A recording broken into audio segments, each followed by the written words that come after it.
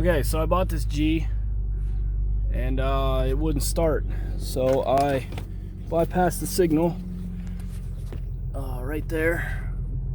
I came down here to the start signal and ran this down to the starter and got it to start. It runs great, actually. It only has 140K on it. Just needs a few things.